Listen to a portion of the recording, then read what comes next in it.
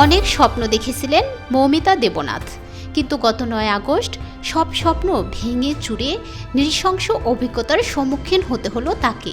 Night ডিউটিতে দায়িত্ব পালনকালে পাশবিক নির্যাতন ও ধর্ষণের পর হত্যা করা হয় কলকাতার আর.জি. কর মেডিকেল কলেজের শিক্ষানবিশ চিকিৎসক মৌমিতা দেবনাথকে। অভিশপ্ত সেই রাতের ওই বীভৎস ঘটনার আগে ঘুণাক্ষরও টের পাননি যে তার সঙ্গে এমন কিছু ঘটতে পারে।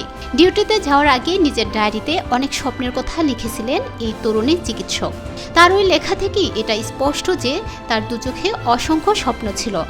গোল্ড মেডেলিস্ট হতে চাই, স্নাতকোত্তর পরীক্ষায় প্রথম হতে চাই। নাইট শিফটে যাওয়ার আগে একটা স্বপ্ন নিয়ে নিজের ডায়েরিতে এমন কথাই লিখেছিলেন মৌমিতা। মেয়ের এমন স্বপ্নের কথা লিখে গেছেন বলে জানিয়েছেন মৌমিতার বাবা।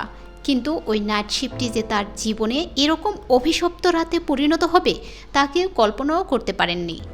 সংবাদ মাধ্যম ইন্ডিয়া টুডেকে মৌমিতার বাবা জানিয়েছেন তার মেয়ে অত্যন্ত মেধাবী ছিলেন। দিনে 10 থেকে 12 ঘন্টা পড়াশোনা করতেন, প্রায় সারাক্ষণই বইয়ে ডুবে থাকতেন। নিজের স্বপ্ন পূরণের কঠোর পরিশ্রম করেছেন মৌমিতা, কিন্তু এই একটা রাতই তার সব স্বপ্ন ভেঙে চুরমার করে গেছে। শুক্রবার সকালে আর.জি. কর মেডিকেল কলেজ এবং হাসপাতালের সেমিনার রুম থেকে ওই চিকিৎসকের মরদেহ উদ্ধার করা হয়।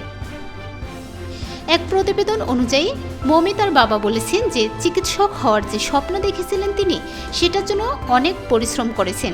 অভিভাবক হিসেবে তারা অনেক আত্মত্যাগ করেছিলেন, কিন্তু সবকিছুই এখন যেন শুধুই স্মৃতি।